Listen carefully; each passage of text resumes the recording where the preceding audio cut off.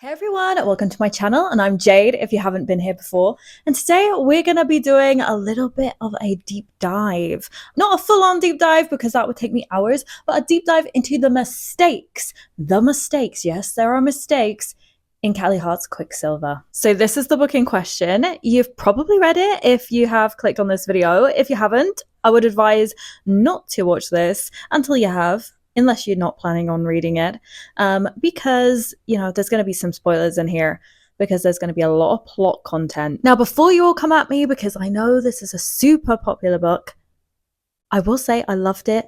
I am invested in the characters. I will be continuing with the series, but I just couldn't ignore and I couldn't see past all the mistakes that are in this book. I can't really find much online about it. So I was researching, thinking, have I missed something? And I can't really find anyone talking about it. So I thought, fine, this is my chance. This is where I have to start the conversation. So please, if you think I am wrong at any point, because I'm not claiming that this is definitely, that these are definitely all errors in the book, but to me, they seem like errors, so I want to get this conversation started because I need people to discuss this with. Now, before I fully start, I just want to say a huge thank you to my friend Nicole. We read Quicksilver together, and so therefore we were discussing it the whole time, and I think a lot of us talking about the book allows us to realize all these mistakes that are in there. And we've tried reasoning with each other about this, tried working it out, and it's just not really happening. So I have done my best to kind of list a few of the errors in the book so that we can discuss. I have made a lot of notes. There's like 5 pages here, something like that I will be referring to because I'm not going to be able to let this all just come out of me. I want to make sure that it is concise and that I stay on topic. But if you know of any mistakes that I do not mention, please tell me.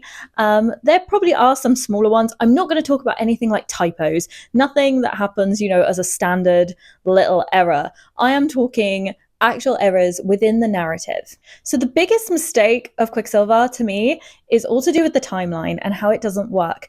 But before we get to that, I thought I'd start with just a few of the smaller mistakes that, if this was all it was, I probably would overlook it and not really think too much about it. However, we are here talking about mistakes, so why not include some of them? So we'll just start by saying I have the published version, the newer version, and I do gather there is an error that was corrected from the original. I'm not going to talk about that because I don't have that copy. I have not read that copy, but there was an issue to do with dates in that book. But I have the newer one. I was kind of hoping they were going to change the cover, I'm not going to lie. And the teardrop is super shiny now. But I've kind of got used to it. I don't hate it. I just don't like being forced to imagine a character a certain way. I love to use my imagination. That's why I like to read. But separate issue. I know people have issues with that, but let's start with the mistakes. So as I said, I am going to talk to you as if you have read the book and you know what part I'm talking about. Obviously, I will sort of explain and give you some context, but the first error that my friend and I really noticed was in the scene where Ceres has been captured by Madra's guards because she'd stole the gauntlet, and Madra comes and confronts her after she's sort of been arrested, I guess you could say, and Harren has got her in the sort of Quicksilver pool room, I guess you could say. I thought it was a really convenient thing that they just happened to be in there, but that is sort of explained in the book, so I can't really criticize because Madra said she had to see for herself if it was still secure, so that was explained. However, my issue with this scene is that Ceres gets her hands tied behind her back by Harren. She's a prisoner, and we are told this. So it says on page 48, he moved behind me and grabbed my wrists, binding them tight with rough hands. So we know her hands are tied behind her back, right? But then a few pages later, when Madra has confronted her and Harren has now been told to make her sing, kill her, she suddenly holds her stomach. So here on page 60, she says, I held my stomach as I coughed.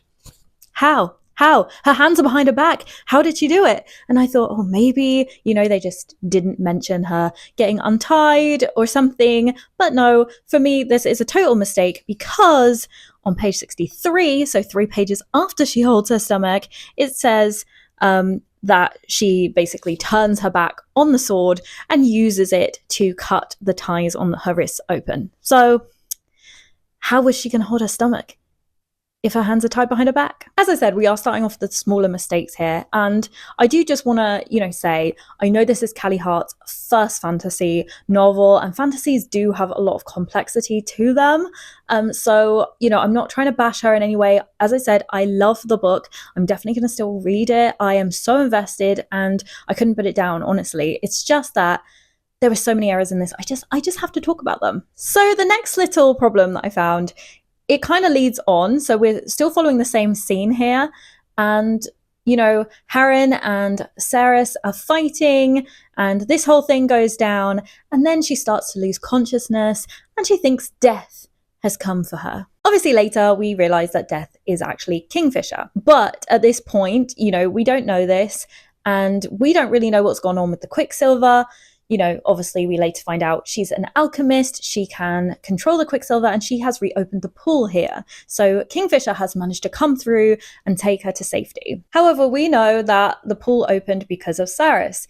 Well, she loses consciousness, right? So when Kingfisher takes her back, who closes the pool behind them?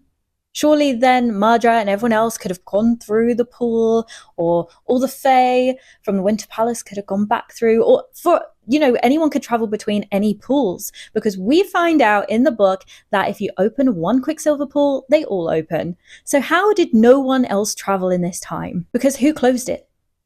Saris was unconscious and you need an alchemist to close it. Or, as we later find out, you can close it with Solas, the sword, because, it's magic. But that also wasn't done either, because we soon see that King Belikon has the sword. It isn't left in the pool, keeping it closed. So that's just another little one. And another little minor problem is how the relics work. So in the book, we are introduced to relics, and they are used so people can travel through the Quicksilver safely, or that's, what we are told.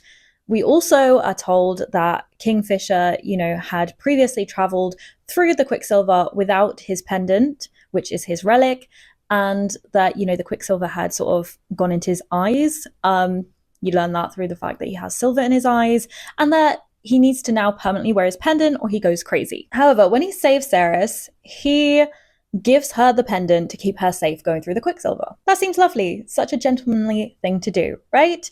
But why is this a thing? And you're going to say to me, well, it's a thing because you just said it keeps her safe. But does it? So we are led to believe here that he gives her the pendant so that the Quicksilver doesn't harm her. But in the scene in the forge where he first gets Saris to hold the Quicksilver, I nearly said Quicksilver, when he gets her to hold the Quicksilver and forces her to keep hold of it, even though she doesn't want to be, he turns around and he says, so long as I am touching you, you're safe. I'm wearing the pendant, it won't harm us. That's on page 149, if you want the reference. So yes, he says that if he's touching her because he's wearing his pendant, she's safe from the Quicksilver, because she's touching him. So why, when he saved her, did he have to take the pendant off himself and give it to her? Because she was touching him. So then isn't she safe? Am I missing something here? In all fairness, obviously a Quicksilver pool is a lot more Quicksilver than the tiny bit she has in her hand at this moment. So maybe we could put it down to the fact that such a small amount, the pendant can protect 2 people, but maybe from an actual full-on pool, it can't. But that's just a little thing I did note. And the final small one I'm going to talk about, even though I think there are plenty of others, there's 1 or 2 others I can think of, but the last small issue I'm going to note, so I'm not going on about the small things forever, is the fact that the book uses the term Cliff Notes. Okay, this is a fantasy novel, so maybe Cliff Notes, the term, exists in their world. But obviously it's a very modern term, and in our day and age, in our real human world, right here, right now, Cliff Notes, was a website named after someone called Cliff. So really, how does it exist in the world of Quicksilver? that's just a little thought I'm going to leave you with. Okay, so that sums up some of my smaller issues with the book. And like I will keep saying, I still love the book, so please don't come at me, but these are just little things I found. And if you don't agree with me, please tell me why, and let's try and work this out, because this is me opening a discussion. This isn't me saying, oh, Callie Hart did this wrong, she did this wrong, she did this wrong. This is me saying, these are a few bits that confuse me. Am I right that these are mistakes? Or have I misunderstood something? I want to start this conversation with you guys. Because like I said, I have not found hardly anyone on the internet talking about the mistakes. And the biggest one that I expected to see so many people mention is the whole timeline of the entire book. My friend and I instantly were very confused reading this book. Even things like in chapters so close together seem to contradict themselves. And we decided to research this once we finished the book. We didn't want any spoilers. To just find like that basically no one, I think one or two people may have mentioned it in places on the internet if you really search, but basically no one has mentioned the issues with how this story just doesn't work. So I have worked out this whole timeline using quotes from the book, and I will display things, in writing as I'm talking to try and help you understand, because I feel like there is a lot to unpack here. Now, I am going to tell you the timeline as if the current year is 2024, just like it actually is when the book was released. I don't actually know if Callie intended the book to be set in 2024, but just for the purposes of being able to use math and work out a timeline, we're going to pretend it's 2024, okay, in the book as of right now. So if the year is 2024, it means Kingfisher was born in the year 291, because on page 142, he says he is 1,733 years old. Okay, so we have current year 2024, he was born in the year 291, which, no issue with that. That's how old he is. Then we are told in the book on page 153, when Fisher was 10, the king sent his father on a mission to Zilvaren. He never returned. That's when the gateways were stilled. The king said that Finran, Fisher's father, was responsible for the Quicksilver stilling and declared him a traitor to the Fae. So we're now in the year 301. When Fisher was 10, this is when his father went away, got blamed for freezing the pools of Quicksilver, and called a traitor. We don't actually know that his father is dead. That's kind of a whole nother story. I suspect he's still alive. That's what I'm thinking. But, that's theories. That's not a mistake. But, so when he was 10, the pools were stilled. So just remember that fact. When Fisher was 10 years old, that's when the Quicksilver pools were stilled, and his father was blamed. We later find out it was Madra, but, everyone was led to believe it was his father. Then we are also told on page 153, less than a year later, Belikon announced his engagement to my mother. By all accounts, she was surprised, given that she'd never even met the king. But Belikon made it clear that marrying him was the only way for her to prove that she wasn't a traitor to the crown too. So, right here, we know that less than a year later, so this is sometime when Kingfisher is 10 or 11, that his mother is suddenly engaged to the king, and she's kind of forced into this because her husband has been labelled a traitor for stilling the Quicksilver pools. Okay, so are you following me? We have, at 10 years old, his father went to Zilvaren and the Quicksilver pools froze.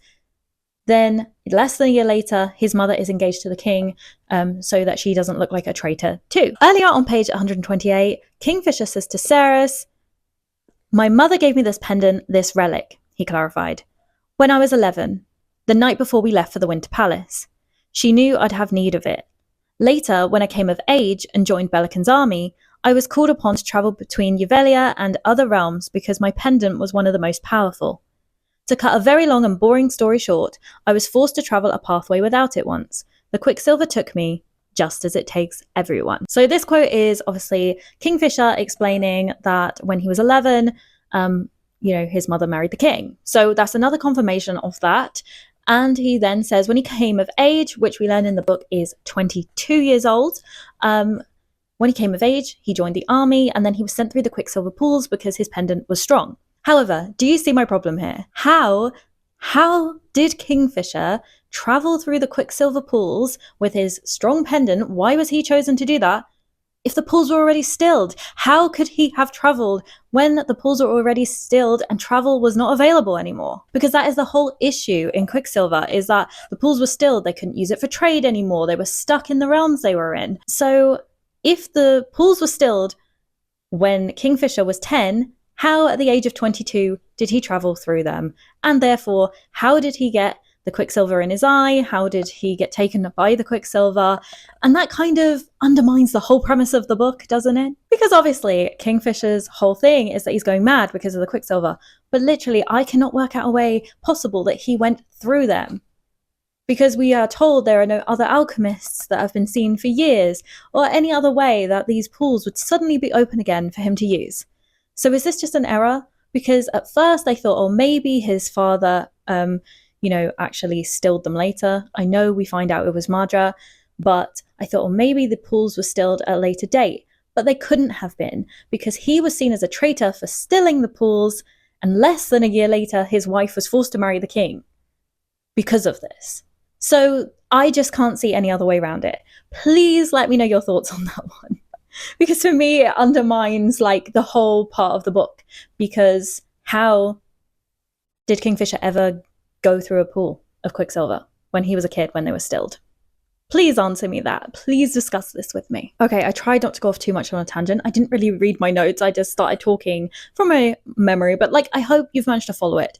But let's just break this down one more time. So just a recap on where we are so far with the timeline. If the current year is 2024, Kingfisher was born in the year 291. In the year 301, when he was 10, his father went to Zilvaren and disappeared and the pools were stilled. Then in the year 302, his mother was forced to marry the king. And he was also given the pendant to protect him from the Quicksilver, because his mother is an oracle, so she foresaw that he would need it. But why, when the pools were stilled, I don't know. So the next significant probably part of the timeline is Everlane. So Everlane was born. She is Kingfisher's half-sister, so she is King Belikon's daughter with Kingfisher's mother. So if we're pretending it's 2024, Everlane was born in the year 538. Much after Kingfisher became of age and supposedly joined the army and started going through these Quicksilver pools. On page 142, Everlane says, I've been alive for 1,486 years. So that's how I calculated that she would be born in 538. We also find out that their mother dies here. Everlane says, her pregnancy with me was difficult. None of her healers were surprised when she passed shortly after I came into the world. So a little bit sad, but I just feel like Everlane's arrival into the world is just a good part of the timeline. I don't really have a particular issue with this, but it's just something to pay attention to. So let's move on to the next problem with the timeline. And that is what I'm going to call the problem of Carrion. Carrion is one of my favourite characters, I have to say. I just think he's great and he's funny and he's a great side character. But I cannot work out how this works, how any of these events work with Carrion's date of birth. I have calculated that Carrion was born in the year 939. So this is many years after Kingfisher's dad went to Zilvaren and froze the pools. Okay, so Carrion says to Saris, I've known you since I was 1,086. Saris claims that she's known him since she was 15. She's now 24, so I've worked out that makes him 1,095 years old. Hence, he was born in the year 939. So you might think, what is the issue here? Yes, Carrion is younger. But it just doesn't work with other things we've been told, okay? So I'm going to read you an excerpt of this book, and you're going to see if you see my issue here. Oh, this is Saris talking to him right near the end of the book. So Saris talking to Carrion. So Fisher's father took you to Zilvaren when you were little to save you from Belikon. He glamoured your ears and your canines so you wouldn't stand out. He brought a bag of books along with you so you could learn about your heritage and return when the time was right. And some woman saved you. Her name was Orlena, Carrion said. Orlena Parry. She was a slave in Madra's palace. But that night, the night she pulled me out of the Quicksilver, she fled the palace and escaped. She went to the third, knowing she could get lost in the crowd there, and that's where she stayed. She found work as a seamstress and secured somewhere for us to live. She raised me like I was her own son. I couldn't believe it. I squinted at him, this Fae version of him, his true form, and almost burst out laughing. And you were trapped there when Mardra closed the gates, and then you just spent the next 1,000-odd years just living in Zilvaren. That's pretty much the long and short of it, Carrion said. So, can you work out what my issue is here? Sarah's claims, and Carrion confirms, so this isn't her suspecting something wrongly, because Carrion confirms it, that Kingfisher's father took Carrion with him till Zilvaren to save him. However, we know that Kingfisher's father went there years before Carrion was born. We've worked this out. Working from the 2024 start of a timeline, we know that Kingfisher's father went to Zilvaren in the year 301, and that is when the pools froze. But Carrion wasn't born, because he was born in 939. So how did Kingfisher's father take Carrion to safety through the pools that were frozen years before he was even born? Because even if, somehow his Kingfisher's father is alive and he somehow managed to get back without the Quicksilver, which I kind of am led to believe that's not possible, though I guess there's more we could find out regarding that in the next book. But even if Kingfisher's father somehow made it back without the Quicksilver to save Carrion just confirmed here that he got locked in Zilvaren when Mardra closed the pools, but Mardra closed the pools before he was born. Am I missing something here? Not only does Carrion's age play a part in how the timeline doesn't work with the stilling of the Quicksilver pools, which already doesn't make sense with Kingfisher anyway, we also have the problem of his blood heritage and how that works. In the big showdown near the end of the book, Carrion offers himself to Malcolm to be bitten, and everyone's like, oh my god, no, why are you doing this? Well, obviously we later find out why. Carrion says to Malcolm, there was a time I was known as Carrion Dianthus, firstborn son to Rurik and Amelia Dianthus. So this is him confirming that he is the son of the king and queen that were overthrown by Belikon. So it makes total sense that he would have needed saving, because we find out that Malcolm wanted Belikon to kill the Dianthus family because their blood was always going to be a threat to him. It was always going to be poison to him. And with them gone, there wasn't that risk. But obviously Carrion carries this blood, so he would need hiding and saving, which explains why he was hidden in Zilvaren, even if the timeline of him getting there doesn't work. It explains why he was needed to be hidden there and why he was disguised all these years as a human. Just to explain the whole blood thing a little more, here is a line from the book where Saris is talking to Carrion, and she says, your father's blood was used to create the blood curse that allowed Malcolm to become a vampire, and that a vampire can't drink from the living members of the bloodline that created them, nor can they enthrall them.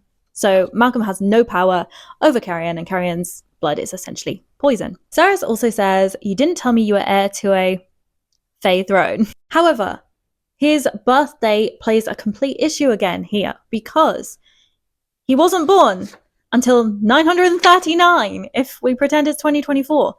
But his parents must have been overthrown a long time before that, because we know he was already king when he sent Kingfisher's father through the Quicksilver pools. That was the year 301.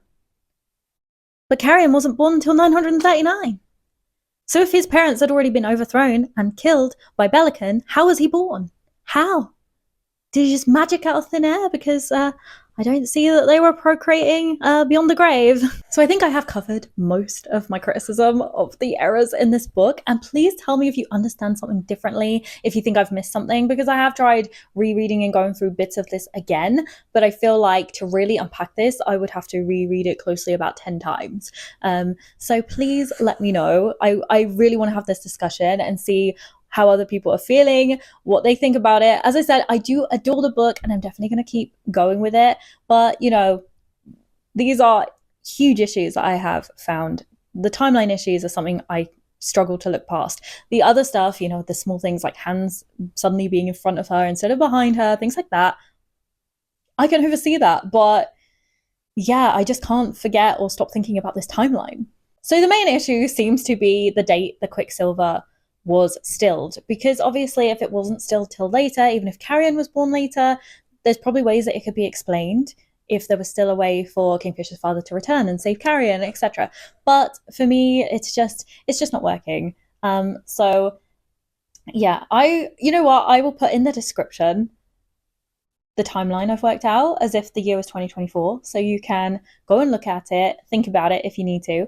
um and yeah, and then maybe I will list some questions for you in the description as well to think about the questions, like a reiteration of what I have just said, because I know it's a lot. It is a lot because there is just so much to unpick here.